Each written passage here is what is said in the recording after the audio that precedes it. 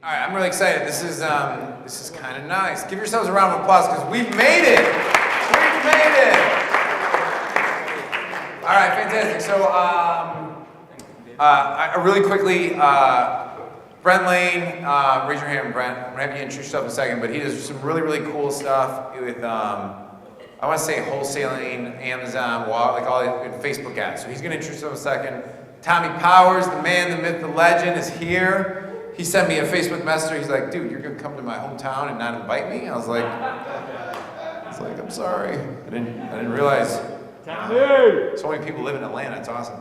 But Tommy's been a master around for a really, really long time with YouTube and like with YouTube, right? I don't mean maybe do more than that, but a lot of stuff. It's amazing stuff. Esther Kiss. Esther has helped me get on podcasts, promote my personal brand and publicity. Where I think like nowadays, the social proof as we're seeing is more and more and more important. I mean, brands like that get on like Tim Ferriss's show, for example. I know it's like a moonshot, atomic bomb type opportunity, but micro influencers and micro podcasts can make a massive difference as well. Josh, how do I say your last name? Yeah, Josh. Josh is up here.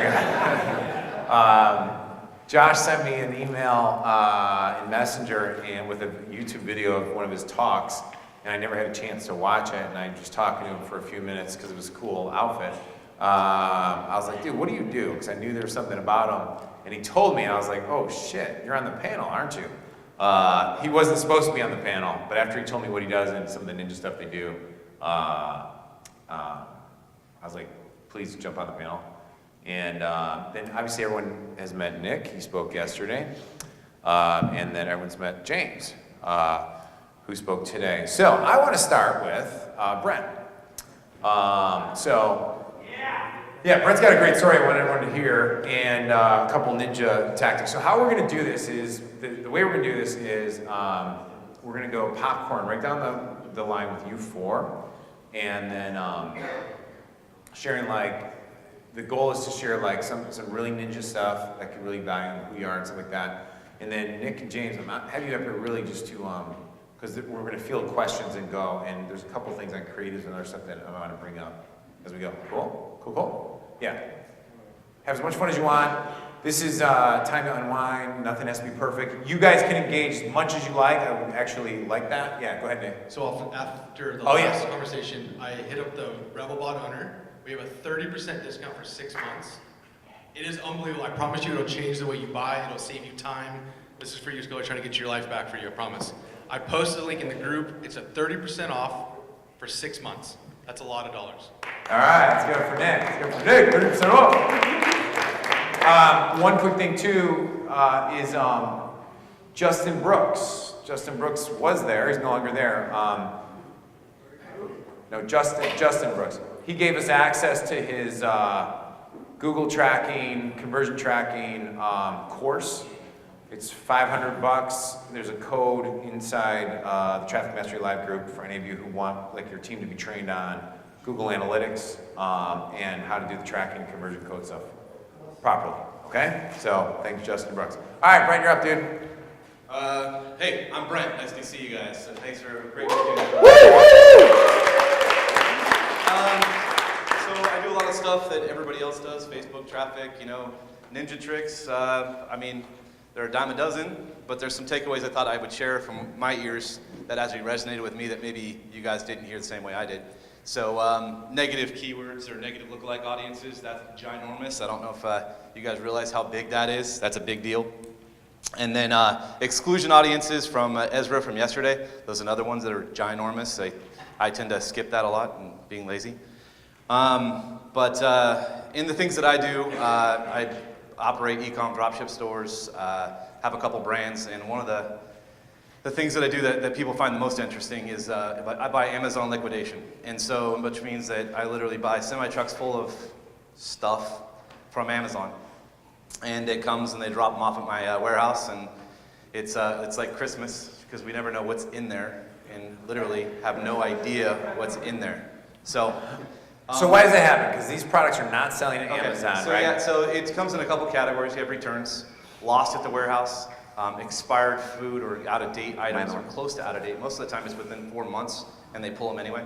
And or if someone owes Amazon a bunch of money, like for like a loan, and they're not fulfilling on their promise, shut that thing down and then I get all their inventory. So if you sell on Amazon, there's a good likelihood I've had one of your items in my store, or if you see someone squatting on your listing, it's probably me. So just know I only have like probably 1 or 2 or maybe 5, maybe 10 of the same thing, and then I lose it, then it's gone once I sell through. So I'm just gonna undercut your price. So one of the funny stories is, like I said, I never know what I'm gonna get. So some of the things that we get are adult entertainment stuff, you know, like dildos and things like that. And yeah, I said that. What kind? Like big ones. So we get all kinds. But the funny story is that you just don't know what's going to sell. Sometimes you're going through the whole palette and you're unloading things. But the funny story is we had a bunch of anal lube come in. Yeah, and we had 3 24 packs of anal lube, and I'm like, oh man, great, here we go. We're gonna get stuck with these 3 packs or 3 cases of anal lube. Get stuck with anal lube. Unintended. So the funny story is we couldn't sell it on Amazon because it was brand blocked, ironically. And so we had to sell it on Walmart.com because that's another one of our platforms. That's where all the people go. And For their anal lube. we put them up. It takes about 48 hours for Amazon to hit or not Amazon, but Walmart listings to hit our system. And within 3 days, we sold 3 cases of anal lube at $30 a bottle. So I thought that was funny. So Let's give it up for Brent. So what are we doing? We supposed to just be rattling off like? What? I'm sorry. I was like, you're gonna have. I'm like Supposed to be looking doing- at the audience, and I'm all of a sudden very embarrassed that I allowed that Just maybe anal talking lube. about like some cool stuff. Just that we're doing. ninja, like make the audience go, oh my God, really? So You can do that? There's really 2 things. I know I heard a lot with video. 2 main things for me with video that have been like transformative is sequencing. So we use this technique called objection stacking. So basically, in essence, what we're doing is we're trying to determine through customer feedback, communication, comments, emails, support, whatever we can to get what are the big objections of why people don't buy. And then we're using those messages, remarketing to overcome those objections. And that's like, it's crazy. It was really, really. Can you give us an example of like how you use it for a Perfect certain example product? was, matter of fact, Mark Stockman. Yeah. introduced me to Organifi. He introduced me to Drew. Oh. So one of the things we did with those guys was price and taste. So we would run this ad on price. Drew is in this video. He's in his like PJs with these boxes, all of this Organifi behind him. And he's basically telling people, try it because we know you'll love it. Let us give you 50% off because we want you to try it because we know you'll love it. And then the taste objection was, let us send you a free sample because we know when you taste it, you're gonna love it. So that's kind of like an example of how, you can use that. I would say it's a retargeted audience, right? It's So retargeted. what type of retargeted audience? So you've been to the website, you did not convert. Oh, so one of the things that was really good with that, something I've carried over a lot. I actually learned this from Six Pack Shortcut guys. Actually, Justin, he's probably not in here. Justin Brook mentioned it before, but I never really did a lot of it. Six Pack Shortcuts team really taught me was time on site and how to set it up with Google Analytics. So we just basically was able to go in Google Analytics and then layer session duration greater than, maybe like a minute or 2 minutes. I think it might have been a minute or a minute and a half. So like 60 or 90 seconds. So it would be, you came to the site, you didn't convert, but you was on the page at least 90 seconds. Yeah. Then it would fire. And the objection part, like really converted well, but then when we layered on that session duration thing, it literally like double the convert. It was crazy. Wow. So that's something we use even right now. One of the campaigns we got running right now where it's you be on the site at least 2 minutes, We only retarget you if you've been on page at least 2 minutes.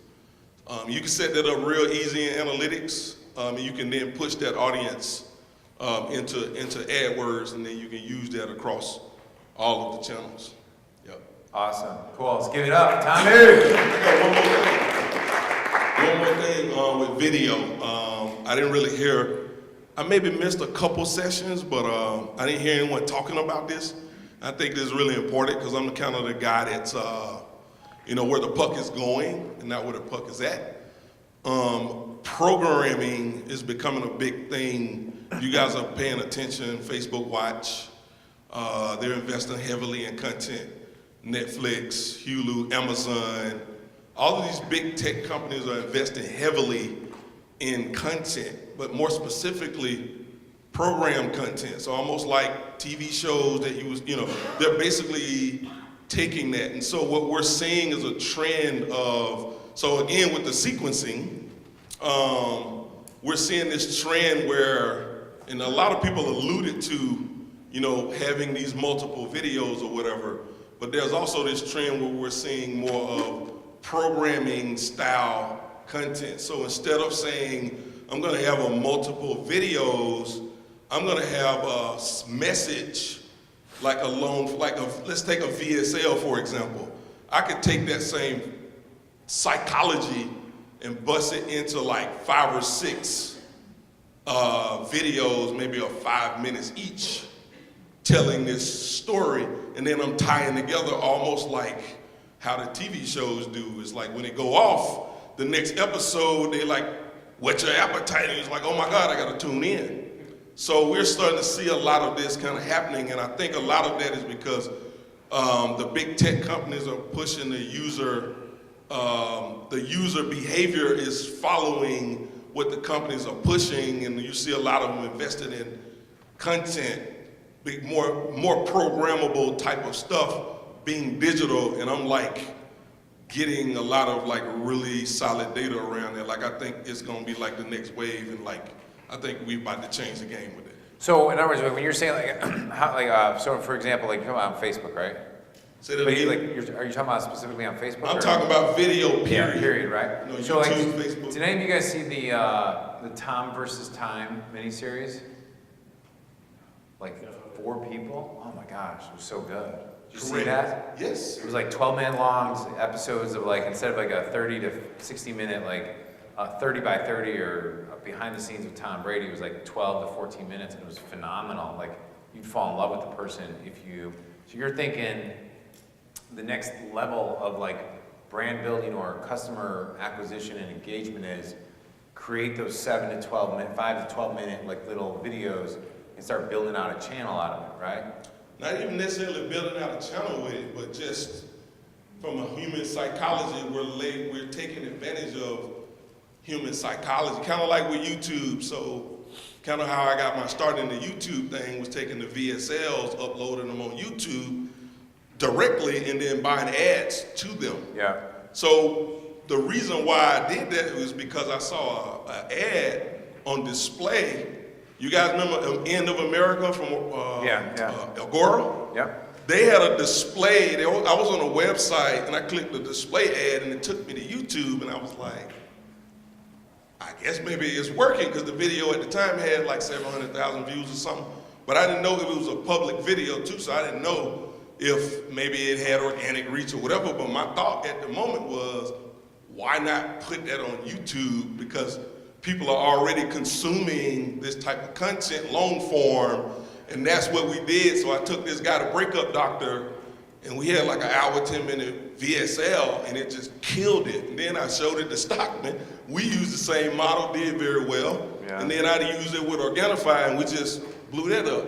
So again, it was really leveraging human behavior that's already existing. Yeah. But I see that changing. And the tech companies are driving that because they're investing in all of this content, and they're pushing a lot of this programming, and the users are gonna adapt to that. So like, where is user behavior going? And then I wanna just like get on top of that. Yeah. So taking that Tom Brady model and then using it as a sales tool. Right. Like, let me ask a question. Like, so, like, for example, like Lady Boss, right? It's your brand, right, guys? I'm just making sure I'm not screwing it up. Like, I don't know much about, like, right now, the current framework is Facebook Live, I'm live, or I'm in a studio and I'm doing a presentation, right? Whereas, like, Gary Vee has a, like, you're watching his life. Perfect example. You know, in a thing. So you're like, so for example, I'll just take it and apply it to No Foods. What you're saying is like, who are our people? We got Spartan Racers, we got Tough Mudders, we got us, like, why not create a mini series that has nothing about the food? The food is like an added benefit, like, oh yeah, you know, we're following 100%. Colin O'Brady's doing, do you guys any know who Colin O'Brady is? All right, cool. Well, this is a great example. Like, this is a great example of like, he's famous in his small market, but no one knows who he is. But he's a young guy, he's an amazing guy, blah, blah, amazing TED Talk, summited the 7 summits plus North and South Pole or some crap like that, like in less than 132 days. So he holds the 2 world records. And now he's doing another world record, which is in this summer, he's going to summit every single, highest peak at every single state in the United States, right? Like, No Food should actually sponsor the whole mini-series. 100%. And like, you know, he's eating these cookies and whatever. So that's what you're saying, you That's believe exactly- that's going. Exactly. Well, who just said that? Yeah, Brandon. Yeah, I was thinking like Red Bull, but you invert it, where Red Bull did the videos after they did the brand was out there, and then they started creating all these cool-ass videos. Yeah, totally, man. I'm with you, I love it.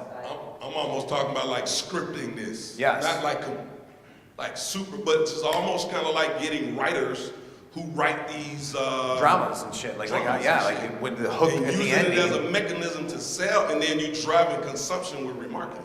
Because what you're doing is, if you see video 1 and then see video 2, I can show you an ad to drive you to video That's 2. right. And I'm basically pushing you down a funnel, Love it. and then I'm leveraging user behavior that people are already used to.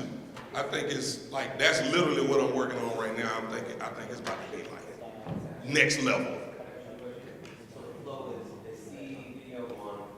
Give him a microphone, would you? Just give him your mic, and then this will be nice and cute. So let's say there's like 6 videos, okay? So they see the first video, you brought cold traffic to it. It's kind of like a mini series broken to pieces. So you're running ads to go from 1 to 2, 2 to 3, 3 to 4, and then you're just asking them for like the call to action or money at number 6? Yes. Or who knows, because Yes, actually you could be but- sponsoring the whole damn correct. thing throughout the whole thing, because that's how users are, like, that's why podcasts are gonna consume. But 6 is like straight, like I'm super aggressive conversion, you know what I mean? But the trailer, there's really more like a trailer style video that's seeding the message to get them to Yeah, you're making this video. up, man. You're just Yeah. making this whole thing up. We're just, because we're not in a negative way, like, we're just making it up. We don't know yet. Like, you're seeing this is where you think it's going. Here's the This series, is boom. actively what I'm working on Yeah, right I now. love it. I love it. And the reason, I'm just giving you the backstory of why Yeah. I believe, like I don't have all of the data yet, I wish I did, but like 6 months from now, I'll be able to, I'm pretty confident that I'm gonna be like, do this. Cause Yeah. it's gonna be like next level. All right, So awesome. anyway. Let's give it up. Let's go. All right, Esther. Hey, so I have a publicity agency where we work with experts who have personal brands like Ed, and we get them in the media, TV, radio, newspapers, magazines, podcasts, depending on where your audience is. And what I found, based on the conversations that I've had with you guys, is how it would apply to a business in the health space is a 2-prong approach. One is the micro-influencers, like podcasts, for example, where you get to be in front of very, very niche audiences. To give you an example, I work with Ryan Levesque, the author of Ask. Many of you might know him. And so we worked with him specifically on getting him on podcasts for 11 months straight, about 80 shows total. And the book became a national bestseller, you know, Publishers Weekly, LA Times, Amazon, in all books, not just a simple little subcategory. And his business is really, really niche. So not only did the book become a bestseller, but also we added over $1.8 million to his business per year because of the back-end sales with his mastermind. And the strategy that we used there was that he would go on all these different shows and then do a free plus shipping giveaway on every single interview and track it with a coupon code to each unique podcast. Now, you don't have to be that granular, but if you want to do it that detailed, you can. And then retarget them on Facebook. And people who saw those retargeting ads, same offer as the other audiences that he had, the conversions were so much better, and those were the people who stayed long-term in the membership. So that's one, to use the very, very small but niche targeted audiences. The other thing that you can do is something, I don't know if you guys caught that yesterday when Ezra did his presentation with the top of funnel, that was an ABC interview with Cindy, right? Have a face to the brand, whether it's you, the founder or the owner of the business, or you could team up with a doctor, for example, who can go and do TV interviews, do radio, do mainstream media, main publications, More Magazine, Oprah, et cetera. You get the traffic from those websites and from those different publications, and then use those interviews and articles for your retargeting ads as well. It's really, really powerful. Like one of my clients, we just got her on the Dr. Nandy show. It's 90 million views just on that one show, and then plus you get to have that asset, that video clip that you can use in all of your ads. So I would go for both. Go for the mainstream publicity, for credibility, for being associated with those brands, and then the niche type of audiences, like, for example, podcasts are really, really powerful. Do you guys know AJ Mirzad? He has a podcast called Online Super Coach. So that's something that is super, super Oh, I know. targeted Yeah, I to- know. MIRZ80. Yeah, super that's nice right. guy. Yeah. Because he teaches, personal trainers how to grow their business. So that's something where you would get in front of an audience that are already into nutrition a lot, and they can sell your product. Awesome. Quick question on that. So are you seeing an increase in people utilizing like Facebook Lives or where they're engaged more, instead of putting them on a podcast, it's recorded and put up? Is there a lot more? Is it Be Live TV? Yeah, there was Are you a lot seeing of that more of that? too. Yeah, either OBS, which is a free software, like what do you call it, open source. It's a little bit technical, or Be Live. There's a bunch of other ones. There is a Facebook group called Livestream Pros or Live Streaming Pros, and they help you with how to set it up. And then you can rip the audio and put it up as a podcast as well. Right. Yeah. Awesome. Or another thing, like I worked on Gary Vee's last campaign for his Ask Gary Vee book, and what he did, because he already has this huge following, he would actually charge people to be on their shows, but not charge money, but like you have to buy, for example, 500 books or 1,000 books, or where we booked him on live events, instead of the speaking fee, he would get those bulk book buys, and the book became a New York Times bestseller. So if you're working with a doctor who is already semi-famous, you can try something like this. Otherwise, the best thing to do is to go on a lot of TV, because healthcare products are so visual. And you could do even something like, let's say, what are the 5 best tips to manage your kids' sugar consumption now that Easter is coming up, right? They are eating all the Easter candy. Right. And it just so happens that one of the tips that you have is to have the type of supplement that you offer. Yeah. Or add walnuts in between the Tootsie Rolls and give it to them and be like, I'm somewhat feeling not guilty. Yeah. So, awesome. And you're taking clients, right? Yeah. Awesome, cool. So if you're any of that interests you, Esther's available taking clients. Let's give it for Esther. One thing I'm going to say is, before Josh starts rambling about influencers, one thing I was going to say was that on a brand like No Foods or whatever your brand is, if you don't feel like you're a front person on going on these podcasts, I think it would benefit your company in an extraordinary amount, if that makes any sense, extraordinarily, to hire an influencer, somebody who has, that's what they love doing, going on podcasts, going to be in the face, and then part of whatever they're pitching or doing is supplement A, supplement B, or product A, product B. It's, again, a third-party endorsement, makes you guys look so much better. Plus, at that level, you're really being an entrepreneur instead of you're trading time for dollars, hustling out there. It's good hustle, though. It's worthwhile hustle. All right, Josh, what do you got? Sweet. So before I jump into the influencer stuff, I wanted to mention a Chrome extension that... Who are you? I don't know. No, I'm just kidding. My name is Josh Elizecchi. Very difficult last name. I'm Basque. My family's from northern Spain. I own a portfolio of brands. So about 10 years ago, I taught myself programming, then web design, started to take on clients. And as some of you may connect with, saying yes to everything and just having to learn everything along the way. Built a team of almost 80 people, sold that company about 3.5 years ago, and took a very quick vacation, which I thought I was going to be like retired and all that, and I realized I was way too young for that, and drove me nuts. So I decided to double down on the brands that we have in the portfolio, and to kind of go deep and acquire our competitors and build that out. And so we are in the health and beauty space, as well as several other sectors. We own and operate everything in-house, zero debt, zero outside funding. Everything from the $100 I started with 10 years ago, and we'll do about 65 million this year in revenue, hopefully more depending on how things go. So that's what I'm focused on. Based in Scottsdale, Arizona, we do all of our fulfillment in-house. We're bringing our manufacturing in-house as well. So learning all of those sectors has been a great challenge, and realizing kind of where to vertically integrate and where to outsource and utilize other resources has been the challenge for me, and then of course building the team out as well. But I wanted to mention an extension for Chrome. It's called Facebook Like Inviter. And Facebook Like Inviter, it's free. And what it does is, if you're running Facebook ads, you're getting likes on the ads that you're running. And what it'll do is it'll automatically invite everyone who likes your ad to like the page. And this is interesting because I get a lot of questions about how do you build your social media following. And previously it made sense to run ads to acquire Facebook fans. At this point, it's more beneficial to acquire those fans as a spillover benefit from running ads that are a lot more direct response and sales focused. So Facebook Like Inviter, it's free.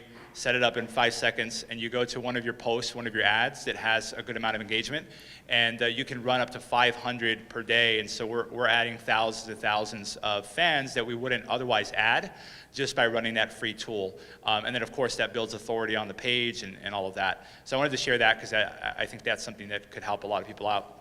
And then in regards to influencers, I kind of heard, I was eavesdropping in some conversations, and I recognized that one of the apprehensions of exploring the influencer strategy for X, Y, and Z business is, well, that doesn't really fit my business.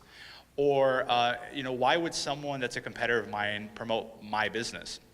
Well, I would challenge you to think one step outside of that. So for example, if you're selling dietary supplements and your target market are baby boomers, women, and you say, well, if I go after other makeup celebrities, they have their own lines. They're not going to want to promote me. Well, take a step outside of just one step outside of that layer, and think about what else is that target demographic following, reading, watching, and reach out to them. So I'll give you two examples. I own a teeth whitening company that we have patents and FDA approval on, and we sell mainly through Facebook advertising. In fact, Nick Shackelford and Jake run our media through Facebook, and they're doing a fantastic job. And so we've seen phenomenal growth there. We've really propelled the growth through influencer marketing. And so I don't know if any of you are Howard Stern fans, especially back in the day. He had what was called the Whack Pack. And in the Whack Pack, there was a guy, very short guy named Beetlejuice, Lester Green. He was also in Scary Movie 2 and a couple other feature films. So if you're familiar with him, one of the things that people think about him, aside from his very tiny head, is the fact that he lost teeth, over the years. And so thinking about that, I approached his manager and said, could we do a promotion for our teeth whitening product? And he's like, well, Lester doesn't have any teeth. And I said, exactly, because it's a top of mind thing that comes to mind when you think of Beetlejuice, and he has a really strong affinity with his audience because he makes people laugh. So we ended up doing a promotion, and the weirdest promotion I've ever done, or negotiation. I offered $5,000 because I love the guy, he's made me laugh over the years, and he said no, he won't do it, but he'll do it for $500. But he doesn't want to be in the photo. I was like, okay. So he reverse negotiated with me. But anyway, if you know anything about Beetlejuice, you would get it. So for $500, we received almost 35,000 likes within 48 hours. And it generated a massive amount of return on the re-engagement. In addition to that, thousands of likes. So that's one example of how to just step outside of that layer when you're going after influencers. The other thing I'll mention is I play in the world, my background's really in search engine optimization. And so one of the things that Google's algorithm is looking at is we're looking at the search activity for your keyword and the click-through rate for your listing in the search engine results pages. So one of the things we do with the giveaways is we'll pair that with a search engine optimization treasure hunt. And so we'll say, go to Google and type in healthy muffins. Then go and find nofoods.com's listing, click it, and you're gonna look for a little leprechaun, and it's gonna be holding something. And so then they go looking, click, click, click. They click on the page. They scroll around. It takes a long time on page. They're scrolling around. They look for the little leprechaun. Sometimes the leprechaun will say, click me. So that now they're going to another page. And so they're going deeper within the search result. So we're telling them what to do. And so if you do that with a mega influencer, for example, if you're able to get Kim Kardashian, for example, obviously she's the macro influencer, but if you're able to get someone with millions of followers to do a giveaway in that fashion, you're now getting spillover benefits. I read a book called The Edge Strategy, written by Harvard professors. It talks about there are edges in every business, leaky bucket scenario. And the edge is how can you get more out of the advertising than your competitors? So you're either going to acquire customers for cheaper than anyone else, ad costs are going up, that's difficult. Then that pushes you to focus on the back end. A lot of companies aren't large enough or don't have the resources to expand their product line fast enough. So I found a middle point, which is to squeeze more out of the money we're advertising with. And so that's one of the ways that we use influencer marketing to actually, we get around 7 million uniques a month through SEO. And the conversion rate is, there's only one thing better than conversion rate on SEO, and that's word of mouth. And so we pay $0 ad cost a month for those 7 million people. So you can sell on pretty much anything.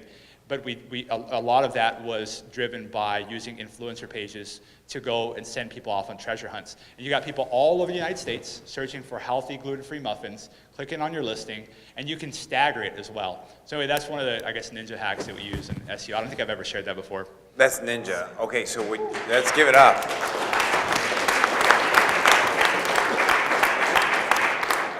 So if you wanted to just completely take out your competitor, right? You can figure out all the paid keywords that they're getting conversions on, go to a third party like news site, do a giveaway of one of their products even, like say, screw it, I'm just gonna give away their products because my brand's not ready yet or whatever. And you say, hey, go to whatever, blah, blah, blah, type in this keyword, go down to this website, click here, find this, and you give it away, like send them some traffic, who cares? But you're gaming the keyword ranking and creating all the engagement. So when you're ready, you now turn that over, then now you can, you have the ranking. So if it's like best gluten-free waffle, right? You now own the #1 spot, so now you can promote whatever you want on that page.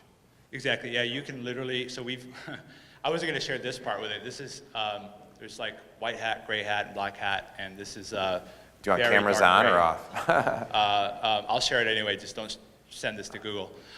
So one thing you can do is if you're facing fierce competition, especially in the search results, is you can pair that giveaway and you say, one of the words is on another page. So what you'll do is you'll say, type in healthy waffles, click on the, wherever your competitors, I'm just gonna say GNC, click on GNC listing, and find the very first word at the top. So it's very quick. Click. They're going to see the first word, dog. Back. Hit the back button. They hit the back button. They bounce. And then go to No Foods and find the second word with the leprechaun. It's holding it. So now you come back and you've got 2 words.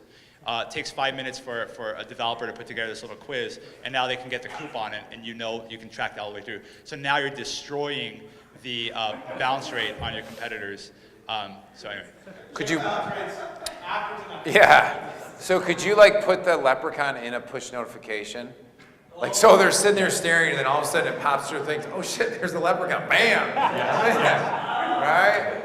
Yeah. And I don't think you probably can't use this on Amazon at all, right? Yes. This is awesome. So if I was gonna hypothetically like game Amazon's engine, I could run the same influencer campaign with having them go to Amazon, find the picture of this product, click in here, use the code. Yeah, exactly. So we have about 4 million followers that follow our brands on social media, and we've got about 600,000 people on the email list. So we'll run these promotions. We train our audience on how to do these treasure hunts, and so we can do that pretty regularly. For example, if we want to win the buy button on Amazon, we'll rush all of our buyers to Amazon to swallow up all of our inventory and kind of mess with the algorithm. So anything that's based on an algorithm, which most large sites are, that means there's a way to legally and ethically play with some loopholes and sometimes not so ethically. Awesome. Let's give it up for John. Yeah, take it. Yeah, you don't want to follow that at all. It's so bad. Okay, so the next phase of this panel is, what's that? What do you have after that? And you're, Nothing after that. I feel like a dipshit. okay. Fucking Google search treasure hunt, negative, taking out your competition. Like, this is ridiculous, man. Time to go to Whiskey Blue. Okay, cool. So now what I want to do is do an open frame. Jesse's going to be here in about 20 minutes. So what I want to do is now, I'd have to kill you if I told you round. And it's going to go in the audience, up here. So you guys stay up here, don't leave. If you need to breathe and you want to think about it, this is one that if you need the cameras turned off, cameras go off. 98% of the room won't do what you tell them anyway. So, is that a reverse psychotic way of saying, fuck it, I'm gonna go do it now? Yeah, maybe it is. If you need the cameras off, just ask for it. But I'm gonna pick on Jeff Usner. Now, no pressure on you, dude, but like, you always won the Wicked Smart contest that you did when we were in the same mastermind with Roland Perry and Ryan. He always won, so I'm putting pressure on his shoulders right now to deliver the goods. He did share one thing with me on a break that I thought was pretty wicked. This is like, if I tell you I gotta kill you stuff, you don't want anyone to know outside the room, and you might not want it recorded. And there's some other people in the room that I think this is where I'd like to hear your voice too. Yeah. Give me 5 minutes. I'll think through it and I'll give No, you the best. come on, No, I'm serious. I'm not blowing you off. I'm trying to think of.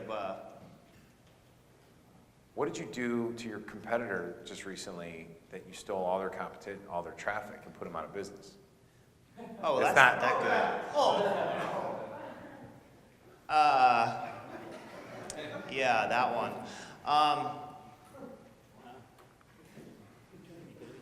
No, that's not that big a deal.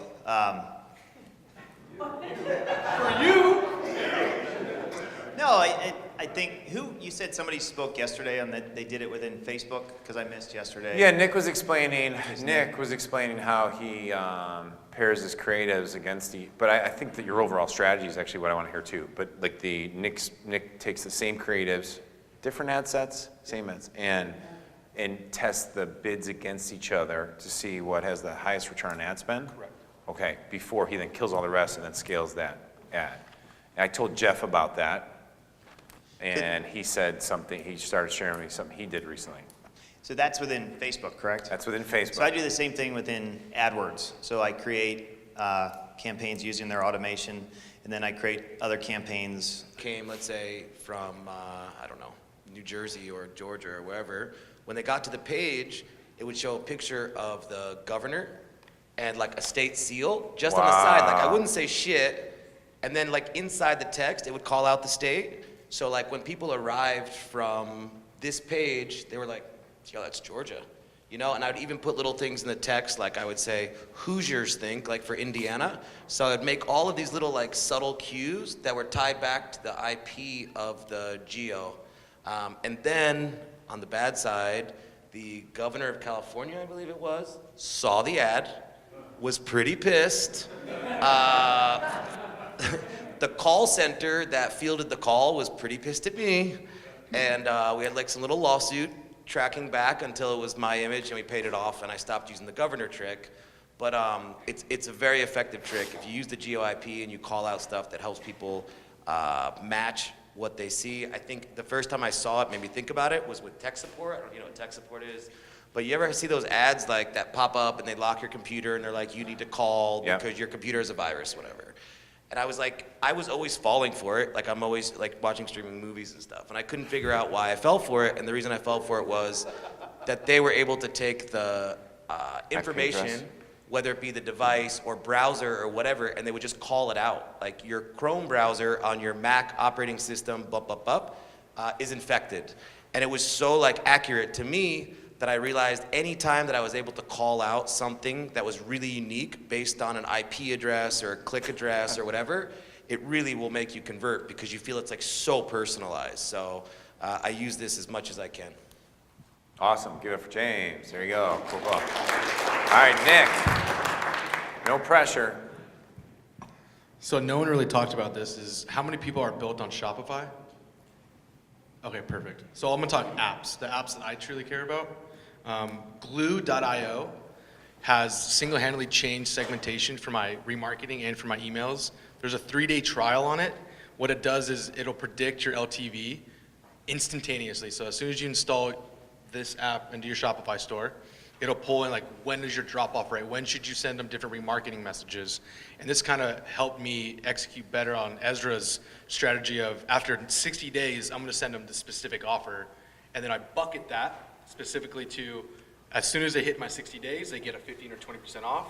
As soon as I get after or off my 65th day, they might get a new offer on the 70th day. And the only way I got that was getting real segmented lists from Glue.io. It's GLEW.io. Oh, cool. Unbelievable. And then we have Bold Upsells. They have an entire suite of things that you can add onto your store. We use it. It's fantastic. For what? For specifically Shopify? Correct. Oh, So wow. either bundling, in-cart upsells, post-purchase upsells, but one more specifically. I know Sam in the back in the flannel. I'm sorry. Bold, BOLD, upsells, as well as Cart Hook. Sam's a big fan of Yeah. Cart, CARTHOOK. That's a post-purchase upsell. And then the last is people need to be leveraging, like obviously email pop. Privy email pop is one I use, or just Uno. I'm testing between two-step opt-in or one-step opt-in. Not too sure yet, but I always walk them through a 3-email pre-purchase flow, which is either 10 or 15% off. And then one is, you're obviously growing your lists. You know how important your messenger list is, your email list, but you need to be growing a Facebook group. I am a moderator on Facebook Ad Buyers. It's 50,000 strong, and that is the most engaged group, and these people will argue, these people will fight, these people actually engage in real conversation, and they're loyal. So any single time, Tim owns a group. Anytime Tim drops a single comment, that bad boy is hundreds and hundreds of likes and comments. Now think if you did that for your own brand, where you're the only person speaking with your key moderators, you're just gonna be promoting you so many times, and it's invaluable, and Facebook has yet to limit that reach. And the last one is, it just got this to me. I'm running what is it called? It's called Alia Skin, and it is Australian pink skin clay. It's like the new trend. Sand and Sky versus Alia Skin. Sand and Sky is the big one. And they got featured in Glamour, and they got featured in Pop Sugar. We took that article specifically, and we were running traffic, like we're optimizing for traffic, running to their page, and it's acting as a sales page for us. So it's not showing me any ROAS, but as soon as we turned it off, I had the brand owner going, hey, like, where's our traffic? Where's the return? And it was because we were driving off of Facebook to an article that clicked to Alia, and then they were purchasing from there. So I wasn't seeing the return, but it was clearly affecting. Correct. Site-wide. Just a quick question. So there was a call to action inside the Glamour article to link to the vendor? Correct. So I made sure that it clicked out. So did you buy to get the article placed there? Correct. Cool. Esther, were you going to add on to that? Awesome. Great stuff. Great stuff. Yeah, so the way we use it with my clients, if they have an article in the Huffington Post or Forbes or wherever, or TV, like they're on Fox or something, when you use that piece of content where you were interviewed, usually in mainstream media, they're not going to let you have a call to action because they really just want to give content. But when you share it on Facebook or Instagram, instead of actually giving the full link to that article, to let's say the Huffington Post, you use a link shortener called Sniply, snip.ly, and it lets you have a little pop-up over it where you can give them a free trial or whatever your opt-in is for that, and you can retarget them as well. So you're leveraging the brand that let's say you send them to CNN or wherever the interview was, and at the same time you're collecting the data for more retargeting, and you get to have the little pop-up there for your opt-in. I love it. Sniply. snip.ly, Sniply. .ly. Awesome. Did I see hands go up? I see a hand go up? Oh yeah, Charles. Where's my other microphone real quick just to make sure we're... Can you run Sniply articles on Facebook? Yeah. And even if you're part of a big Facebook group, for example, that are all, let's say, a support group for your target market, and you're not allowed to share big links there, but you can say that, hey, look at this, our client was featured, or we were featured in this magazine, you just share it instead of a big link and a small link, and then outside of the group, you'll be able to advertise to them. Yeah, love it, love it. Can I ask a question? Thank you. Let's give it up for these guys. It was great, it was great, great. I'm going to go to James real quick. So with native ads, if you guys were in the room for when you talk about native ads briefly,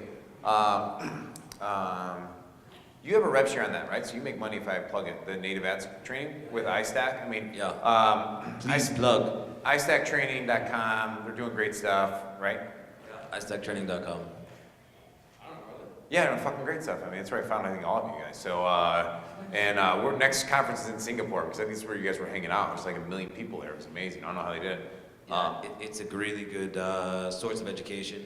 They've like found very good people besides myself, but I think I'm the best. But no, they've had really good people. Now they're bringing on Nick, the Tan brothers, Tim Birds. They brought a lot of good education. They asked me to run a course on native. Yeah. So it's Was it $14.97?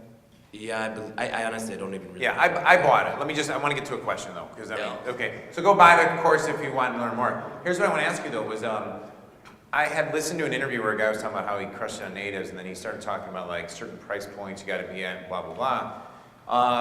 But I was like, okay, I understand the belief system, yada yada. But I was like, I wanted to ask this question: is there, I mean, you're doing it for lead gen, right? So, could a product that has like an average order value, like, what do you recommend? Was his advice kind of limited in the sense that he's like, well, you have to have an average order value of X in order to run traffic? I mean, No, I just personally, for natives in general, I mean, I feel like with all traffic sources, like people have said the quote a few times. Someone today said it from Dan Kennedy, but like whoever can afford to spend the most acquires the client. And on natives, it's a bidding war. It really is, because it's not an algorithmic based thing. So if you can afford to pay more, it's great. For you to get a full level of reach, I like to be above $25. I think 50's like amazing if you can be at $50, and e-commerce is really, really good on natives with the right offer. Let me interrupt you quick. Yeah. $50 average order value or cost per acquisition? Cost per acquisition. Cool. So then you got to be, your average order value is got to be between 65 and 99. Yeah, like listen, a break even. $50 to $100 order on natives is just money. Like I don't know if you guys remember the tracker, very annoying product, the little circular gray thing, it was everywhere. Like I know those guys, Krisky knows those guys. Krisky destroyed that actually, right? It's like, it was amazing. Yeah. Forever at scale. Yeah, I think he actually did like 6 figures a day. I hate to like brag for him, but I believe it was 6 figures a day. And this was like right in the wheelhouse, $40 product.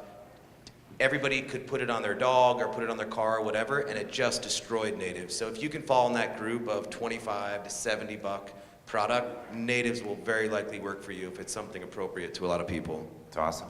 It's awesome. Okay. Any add-ons you guys want to make? You have one? Go for it. Go crazy. Okay. So for those of you who want to try pitch yourself to mainstream media, for instance for TV, sometimes it's hard for us to think about how can I make it newsworthy if it's not a new product, right? You can say that it just came out. Either you can use the statistics from your clinical trials, or do a survey on Google called Google Consumer Surveys with a 1-question survey. You only want one, because otherwise it will take ages to fill it out.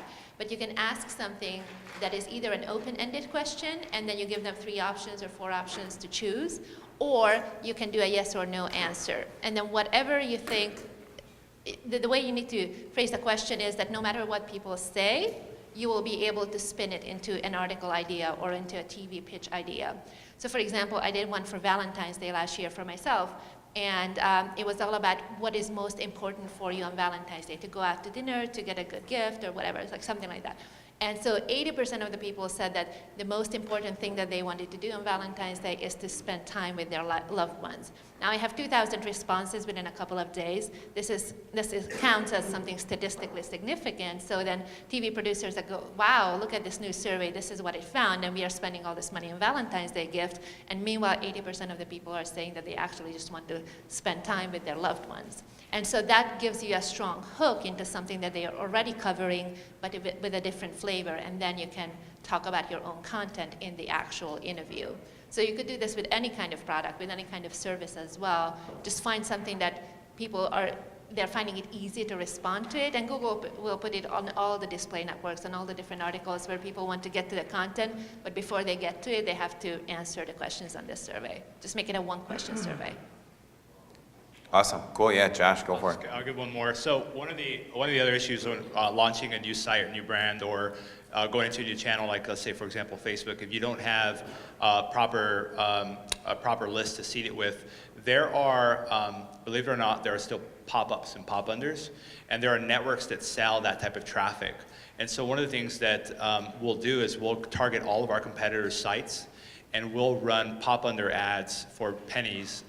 There's a network called 50 on Red, 50onred.com, where you can literally load up $100 and build up an audience. You can either pixel all your competitors' traffic, or you can run a free gift offer as a pop-under that looks like your competitor's site and says, get a free gift with today's order. And so now you're sniping that person's email. And so now you have really hot buyers.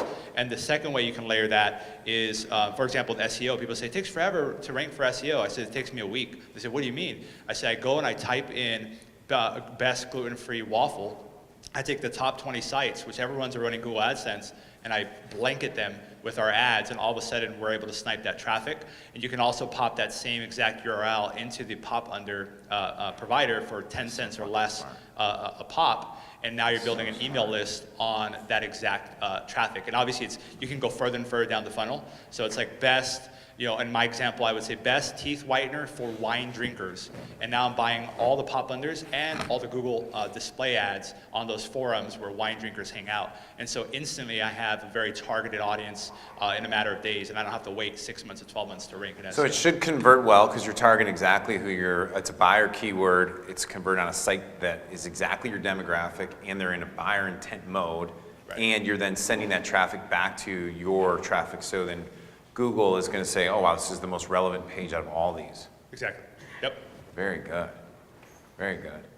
Cool, cool. And on your pop-unders, so the free gift, go to an opt-in? Yeah, Or so does usually what I'll do is so you get a domain on Namecheap or whatever with obviously the who is protected, and so it'd be like freegiftmall.com. That way, if your competitor, if it pops up on their website, most likely they're going to use Max, and they're not going to see it. But if your audience is either really anyone, but anyone with an older computer or that has kids, who has kids is going to have some type of malware, adware on their computer. Yeah, my kids play Roblox all the time, and then I gotta keep uninstalling it off my computer. Exactly. With my browser. Yep, exactly. So that's exactly. So I think it was like 15 to 17% of Americans have the ability to show pop-unders. So yeah, you show pop-under, it says free gift with today's order, and now you're sniping them, and you can choose the exact URL. So you can choose their cart, for example. So you're only going to show it for people that make it to your competitor's cart, and snipe all of that traffic as well.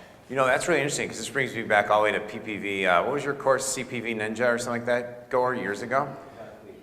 So the problem is that, well, you remember how PPV got, whatever I'm gonna call it, PPV got really hot for a long time, and then it kind of it was just kind of faded, but now with the emergence of the younger generation, like all my kids want to be on the computers, on the whatever, and play the game. So now all of a sudden installs are probably trending upwards? 17% I agree, because we were doing it a few years ago with the direct response mentality, trying to drive sales from PPV, and that's very tough to do. So instead, we're trying to drive data. And so getting data in a matter of a week, we can have 10,000 emails if we wanted from our competitors' customers, because we can target just the cart segment by the cart. So we know that they've all added to cart, and for maybe $1,000, we have 10,000 emails from our competitors. Wow. Which you can upload into Facebook, blah, blah, just the list goes on and on. Do push notifications, find the leprechaun. You can also follow up in an email immediately and compare the differences. So as soon as they abandon, they get an email saying... Oh my gosh, from you. They don't even know if they bought from you or a competitor. Right. That is awesome. That's freaking awesome.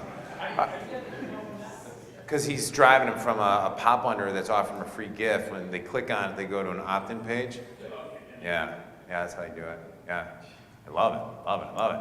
All right, let's give it up for these guys. Hey, hey.